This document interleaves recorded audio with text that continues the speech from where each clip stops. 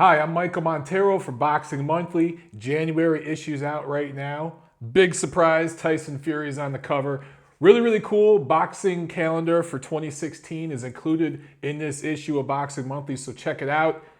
You are watching the Neutral Corner for the week of the end of the year.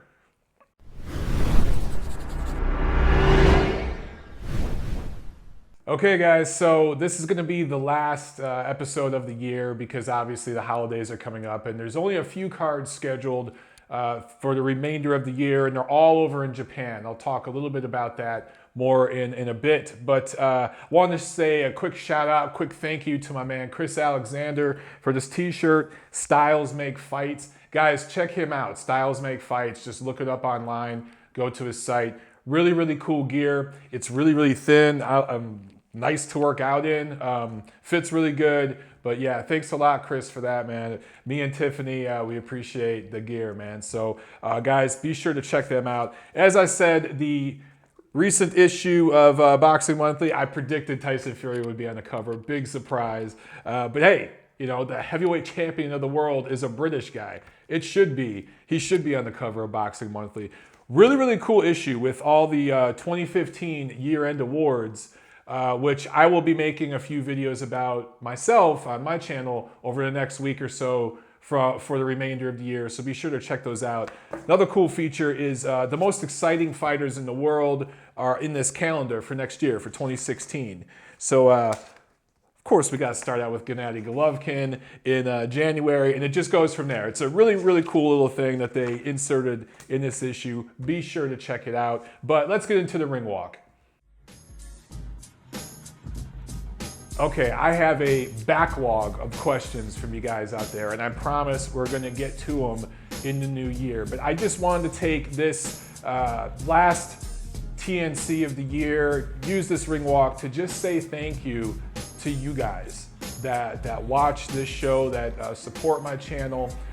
You know, I had a channel before and HBO shut it down. I showed a little bit too much fight footage in one of my fight highlight videos. They didn't like that. So without warning, just they shut me down, right? I got an email from Google and literally I couldn't even log in to YouTube. So Tiffany and I started this new Montero Unboxing channel in May. It's literally 7 months old, and in 7 months we've built up 1,500 plus subscribers.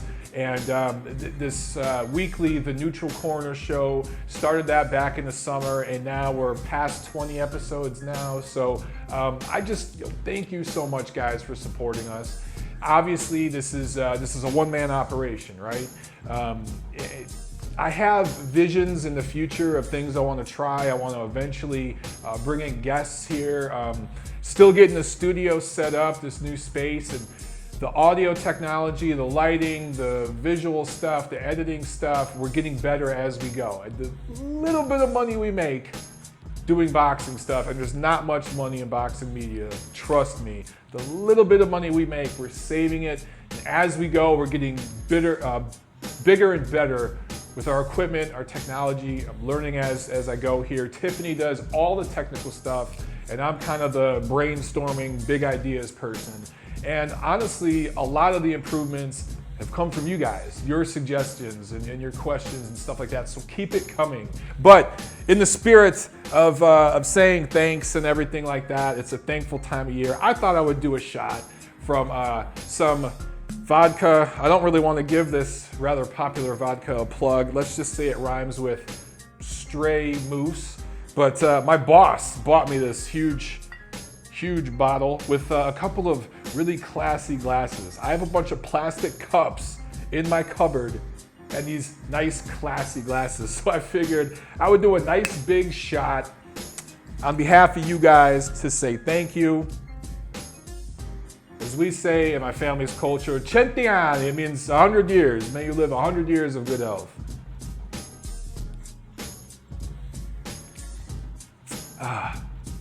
Man, that's like water. This Stray Moose vodka, smooth.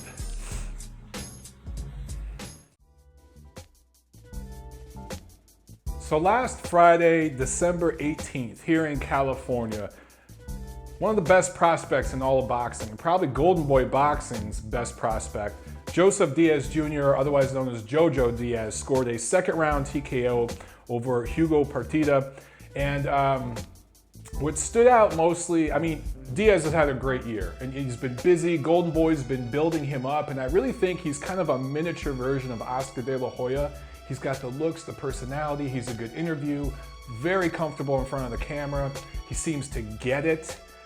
He's just blue chip all the way. Had a great year, but what really made this event stand out to me was the last night as a ref for referee Pat Russell. And you know, I've been fortunate enough to actually sit down and have a few beers with Pat. Super cool human being. The guy has a long history of service to this country and a long history in boxing that a lot of people really don't know about. He's just a really, really good person, and he really, really knows his boxing. When you actually sit down and talk to him, you can see that. And he has outstanding stories just about life, some of the things he's been through. He's got this great smile. He's very, very jovial, very, very funny guy. But man, Pat is a badass motherfucker. Badass, trust me. He's a little old dude you do not want to mess with. Just trust me on that.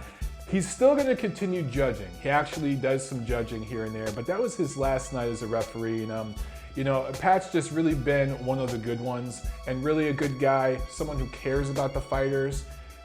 You know, he's made mistakes like a human being here and there like everyone else, but 99.999% of the time he got it right.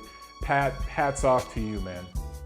So last Saturday, December 19th, there were two nice cards. I thought the card here in America was really, really good, but I want to start off with the card over in Manchester.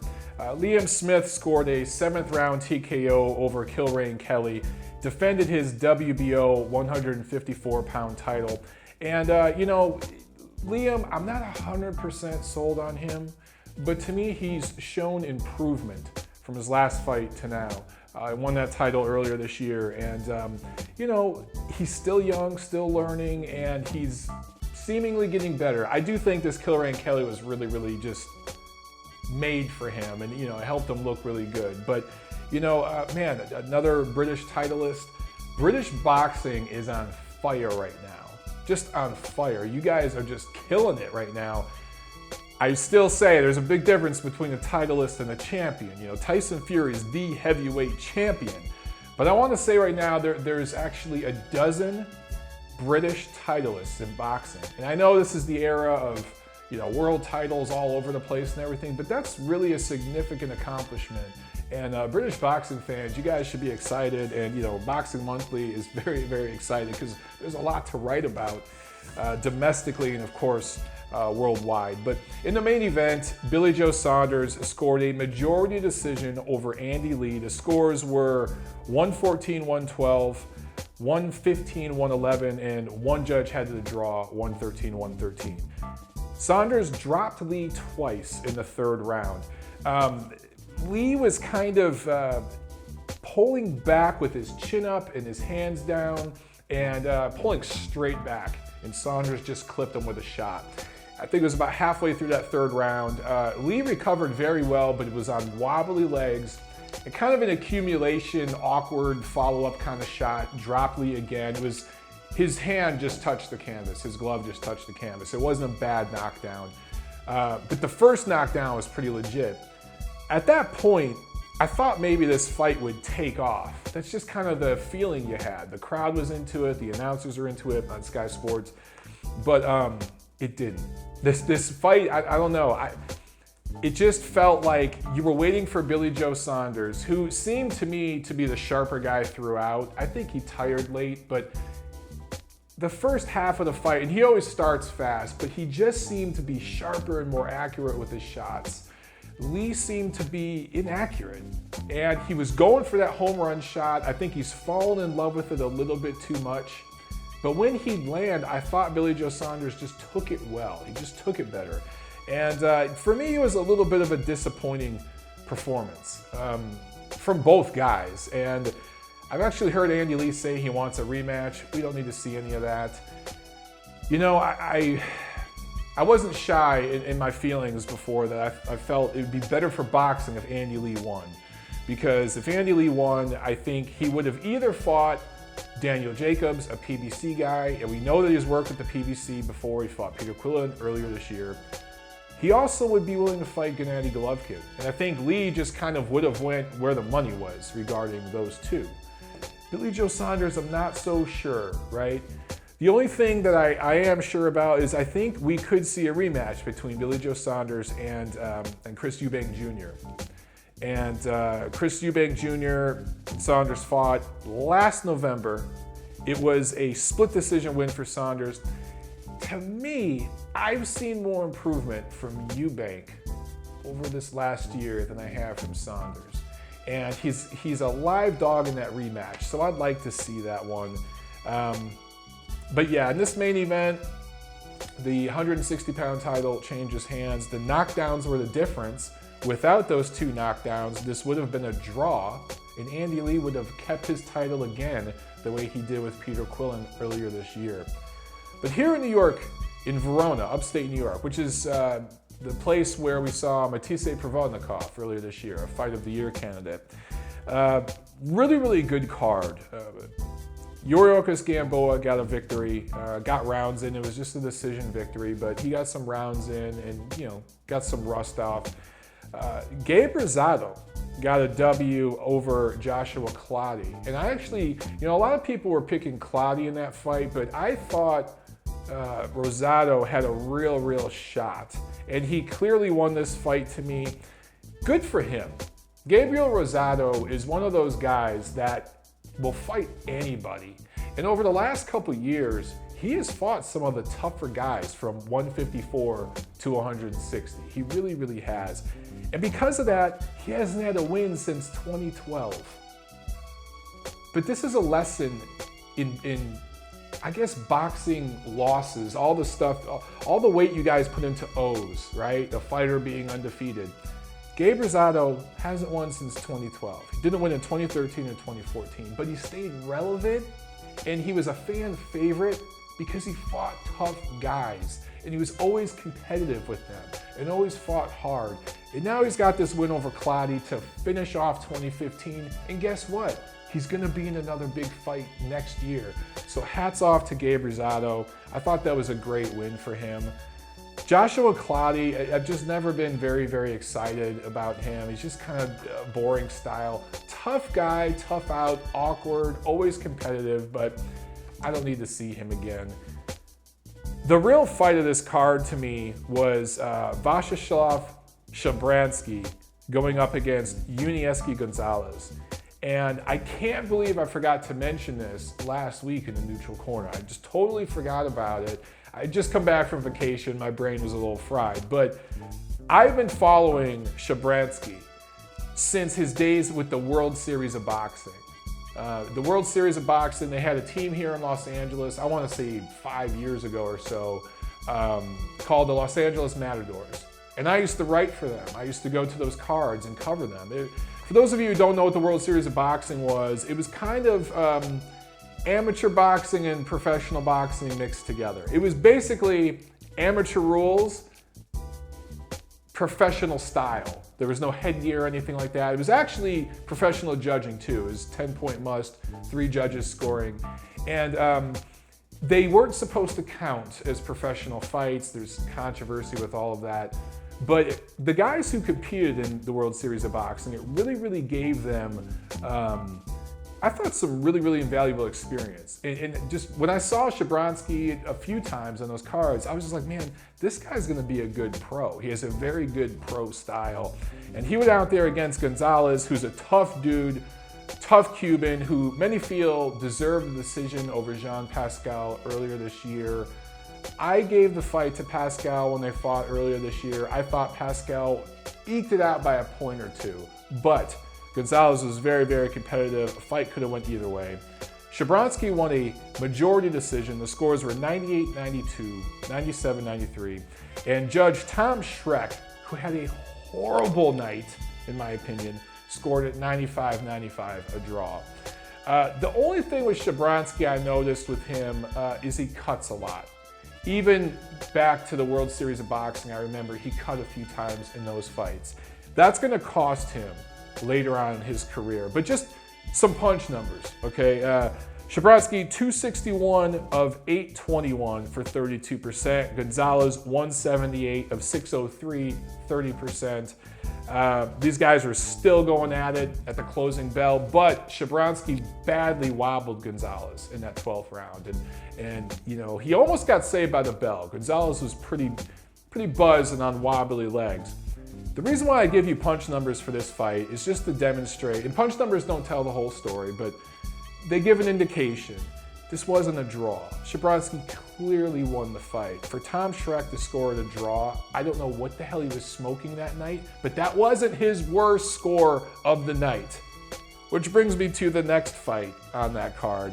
Nicholas Walters, the Axeman, moves up to 130 pounds where he belongs.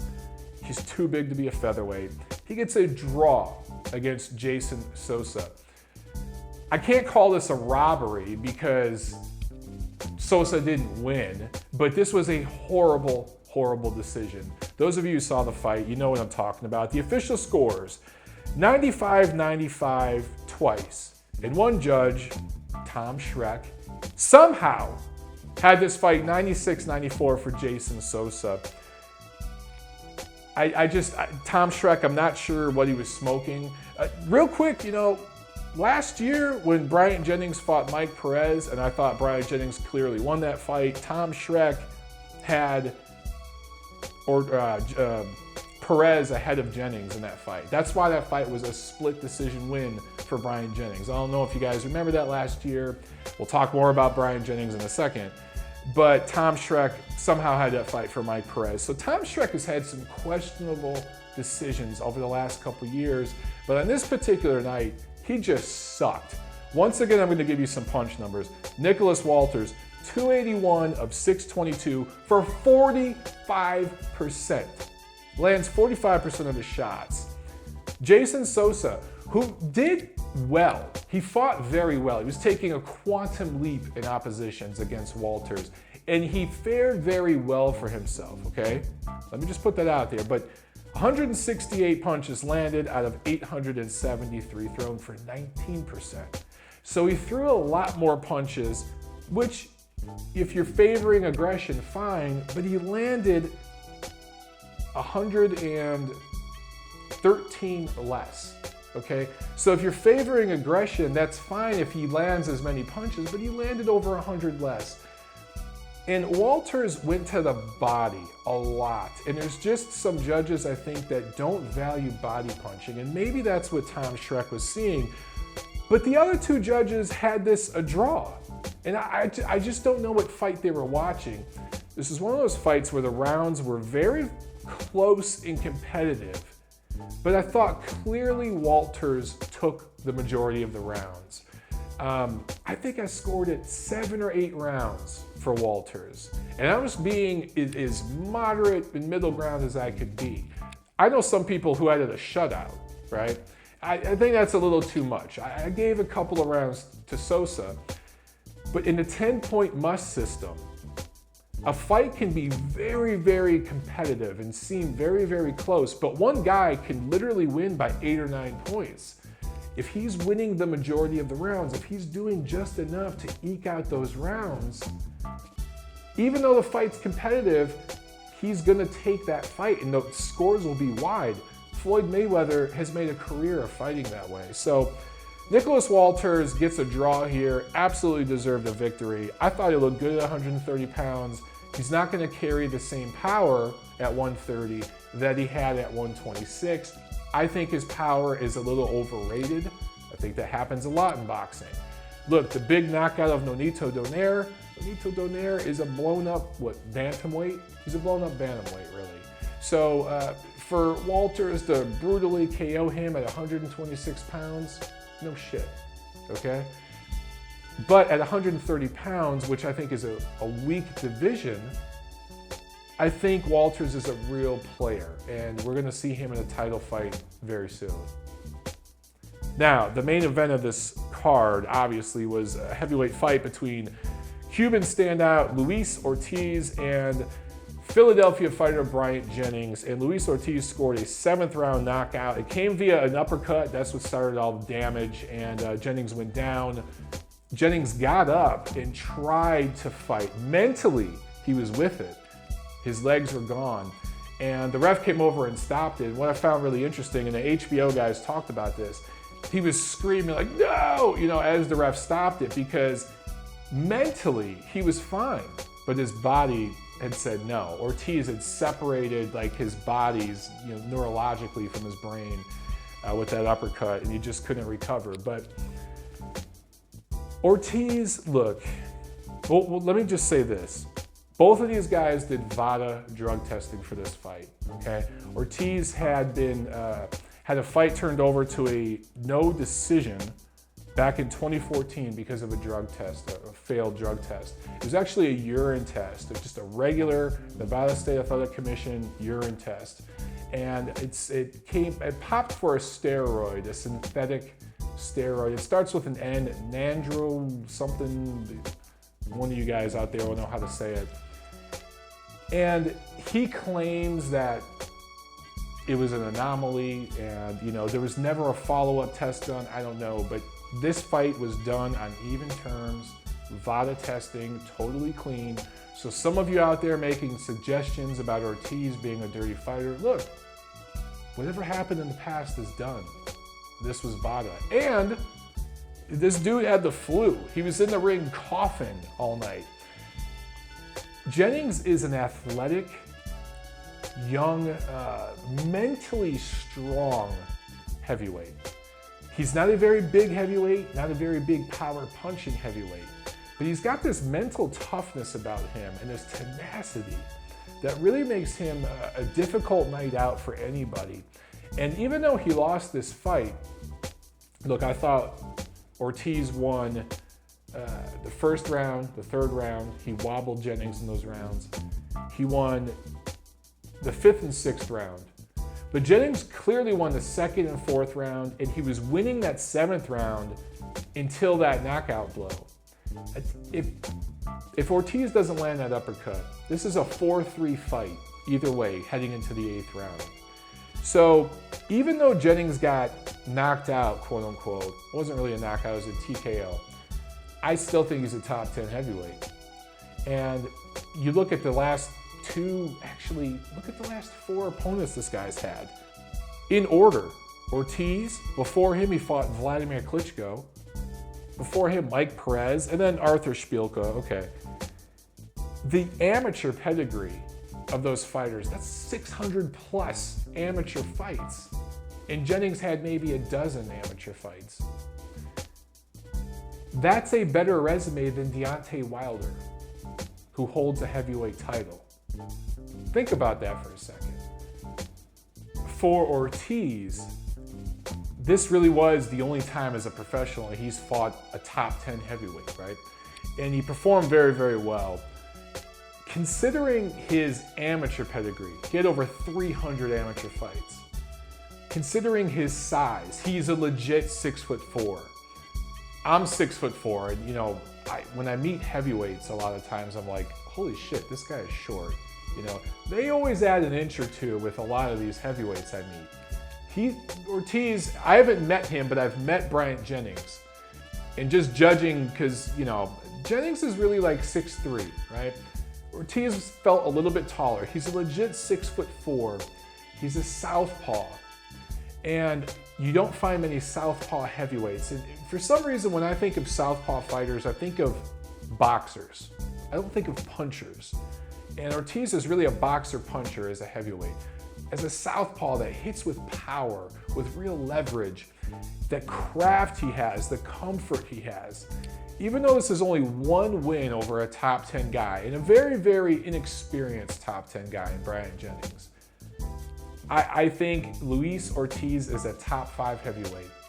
And I rate him above Deontay Wilder right now. Yep, I know I'm gonna get some shit from some of you out there. Look, it's the eye test, and it's the fact that I rate Ortiz's victory over Bryant Jennings higher than I rate Deontay Wilder's win over Bermane Stiverne. I just do. okay? Heavyweight is just blown up right now, the heavyweight division. And there's so many possibilities. And look, the champion right now is Tyson Fury. He's the champ. The number one contender, and it's weird for me calling him a contender, but that's technically what he is right now, is Vladimir Klitschko. Number two after him, I think, is clearly Alexander Povetkin. And then that's where I'm gonna shake things up and piss a lot of you off. I'm gonna put Luis Ortiz at number 3 after Alexander Povetkin. And at number 4, that's where I put Deontay Wilder. At number 5, I'm gonna put Bryant Jennings there. And I know it's gonna piss some of you off too. Some of you are gonna say Vyacheslav Shabranskyy deserves to be at that 5 spot. I just rate Bryant Jennings higher. And I think that if Jennings and Shabranskyy fought, look, Shabranskyy is 6 feet tall. He's a blown up cruiserweight. Jennings would defeat Shabranskyy, in my opinion, if they fought right now. And Shabranskyy is lucky to have that O in his record, right? So that's my top 6 or so heavyweights. Maybe, you know, Jennings and Shabranskyy are right there at number 5 or number 6 as far as the contenders. Then you kind of have this group of guys that are kind of almost interchangeable. Guys like Ruslan Shagayev, Kubrat Pulev. You could put Carlos Takam there. You could maybe put Arthur Szpilka, the Polish fighter there that Deontay Wilder is set to fight. You know, guys like that, right? Guys that are those perennial contenders that are always kind of competitive, but right? And then you've got these prospects coming up, these undefeated prospects, blue chippers that just look great, like obviously Anthony Joshua, who some of you rate as a top 10 heavyweight. And I get it, the eye test says top 10 heavyweight. Same with Joseph Parker. Same with maybe Lucas Brown, who's an Australian fighter who's set to fight Ruslan Shagayev early next year for the WBA regular belt. Charles Martin, undefeated American fighter, who's fighting Shabranskyy for the vacant IBF title.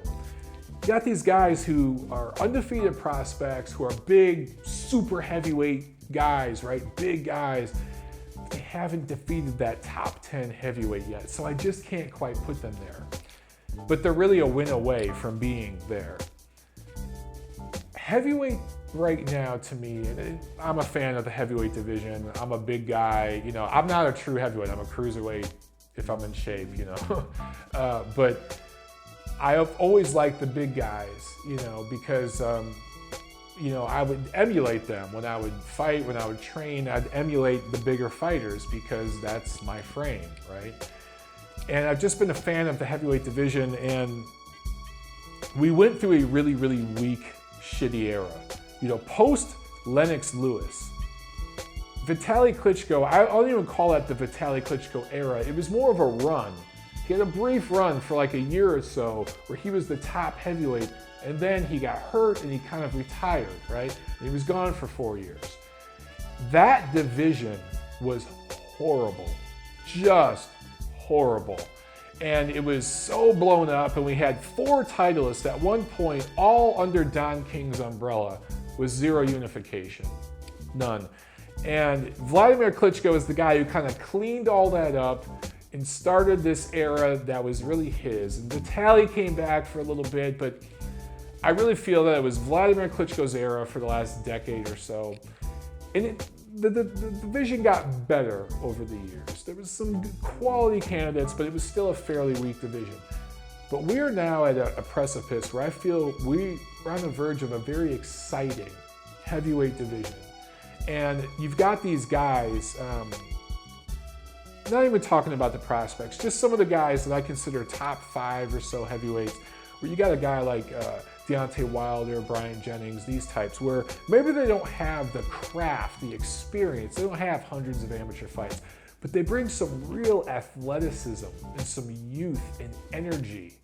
And they look the part. These guys come to the ring in shape. They don't come into the ring looking like fat asses like some of the guys in the Klitschko's era. I just think we have an exciting time ahead, and my hope is that these guys all fight each other, that we start seeing the fights we need to see. As I mentioned before, Lucas Brown's fighting Ruslan Shagayev. That's a good matchup. Charles Martin's fighting Vyacheslav Shabranskyy. The winner of that fight's a top 10 heavyweight, right? The winner of those two fights are legitimate top 10 heavyweights. I don't care about the title belts and all that stuff. If Tyson Fury defeats Vladimir Klitschko in a rematch next year, then we possibly could down the road see a fight between Fury and maybe David Haye, the biggest cock tease in heavyweight boxing of the last 2 decades. But, you know, Charles Martin, if he defeats Vyacheslav Shabranskyy, he has that IBF title. Deontay Wilder has that WBC title. He's fighting, supposedly, Alexander Povetkin next spring after his tune-up fight against Arthur Szpilka. If Wilder and Martin hold on to their titles, they're both Al Heyman guys. Maybe they fight in a unification. And look, that would be the first time 2 Americans would be fighting to unify titles since what?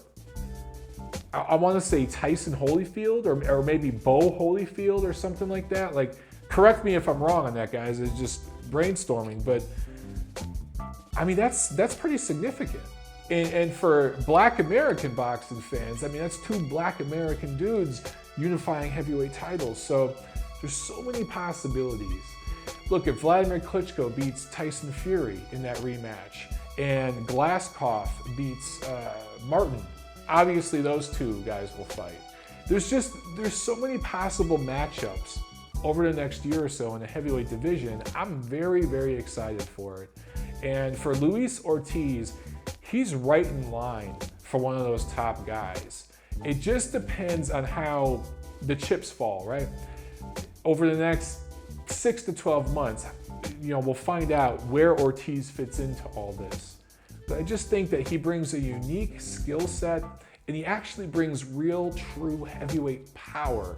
I don't think he has one-punch knockout power. I think his power might be slightly overrated, but he brings enough pop from a southpaw stance, and I really think that's what gave Bryant Jennings those problems, to cause any heavyweight in the world real problems. We've got some really interesting matchups. The heavyweight division's not deep.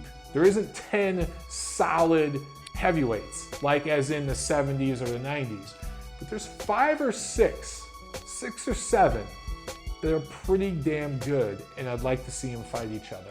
And we haven't had that in a decade or so. So real quick, just wanted to mention a few Japanese cards to close out the year. These are really the only big boxing cards remaining in 2015. Tuesday on December 29th in Tokyo, the 115-pound WBO champion, Naoya Inoue, I'm probably butchering that name. He hasn't fought since last December 30th. And he's had some injuries and everything like that. Really exciting fighter. Doesn't have many professional fights yet, but he's already dazzled, and he could be a future potential opponent for Roman Chocolatito Gonzalez. He makes his ring return against the Filipino fighter, Orlito Parenas.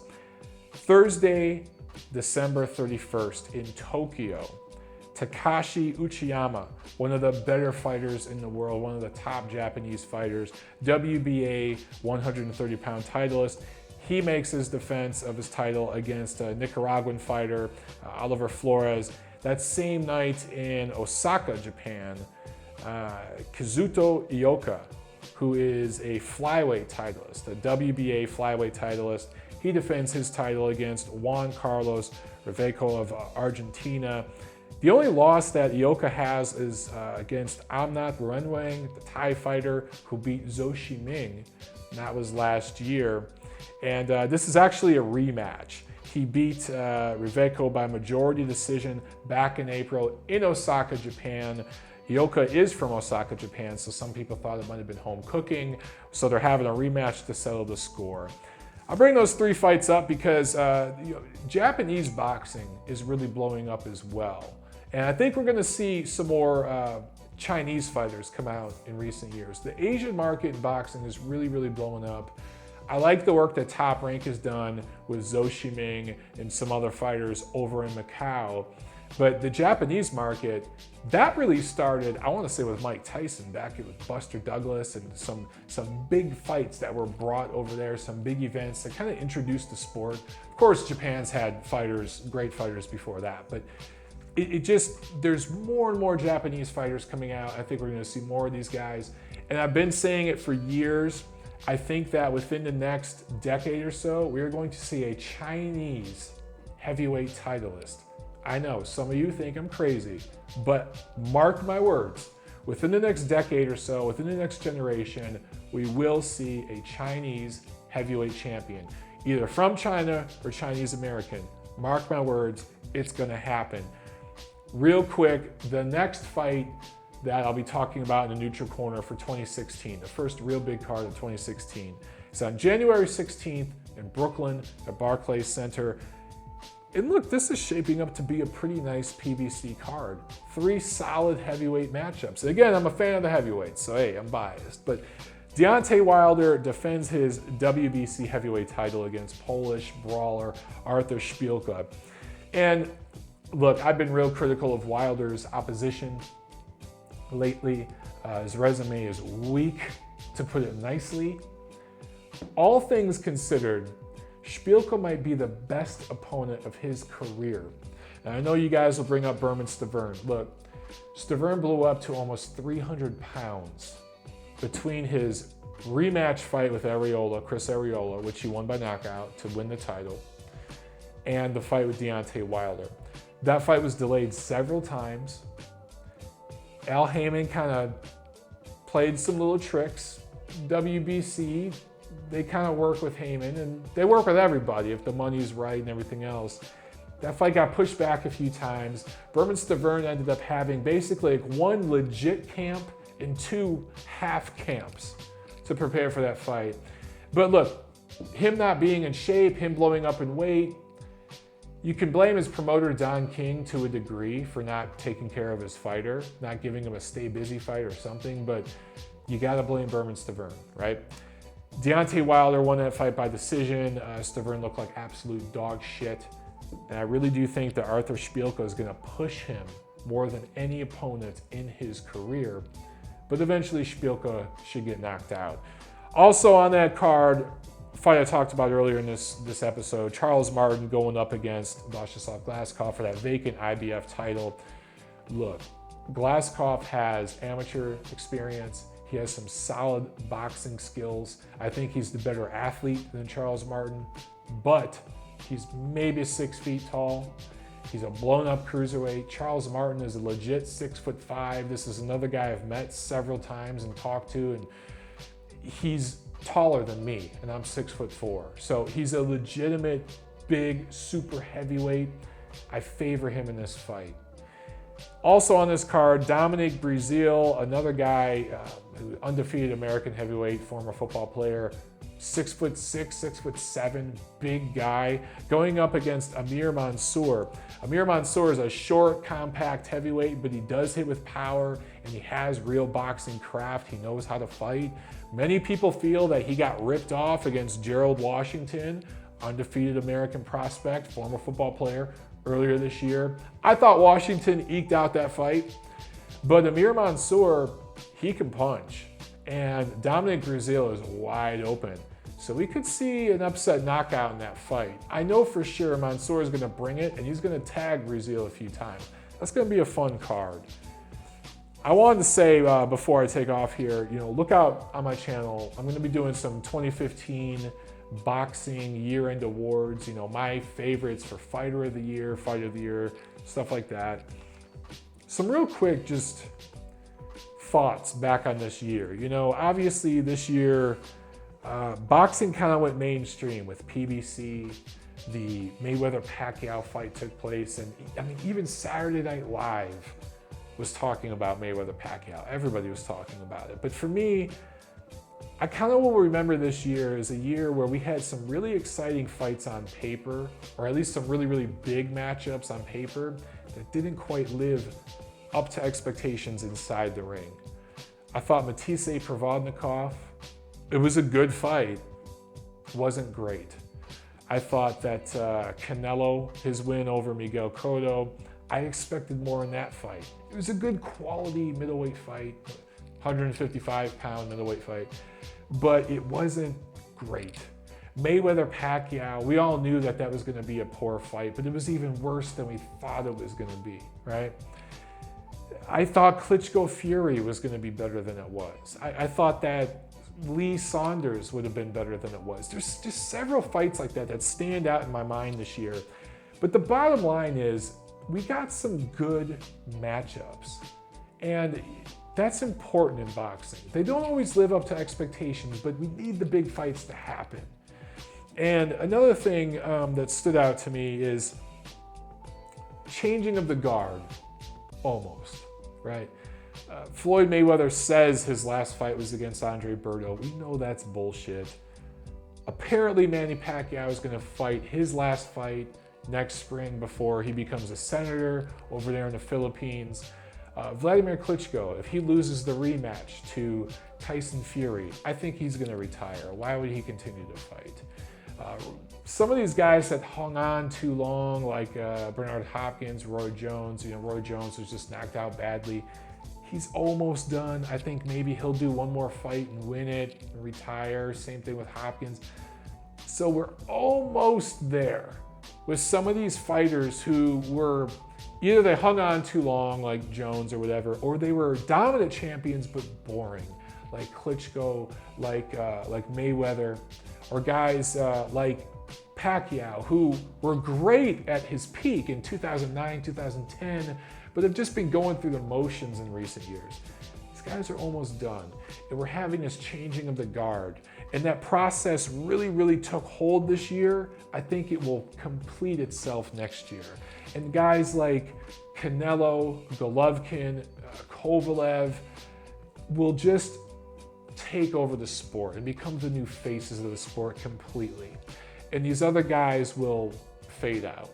So, there's some other thoughts I have about 2015, but those are the things that really, really stand out to me. I think HBO had an awesome year. I think Golden Boy Promotions had an awesome year. I'll be doing some videos about that. So look for that on my channel, guys. Thank you again so much. I'm so excited for what we have in store next year here on my channel with you guys. So please, share this and let's keep it going. Let's keep building this thing and keep the questions coming. Merry Christmas, Happy Hanukkah, all of it. And Happy New Year, and I'll talk to you guys soon.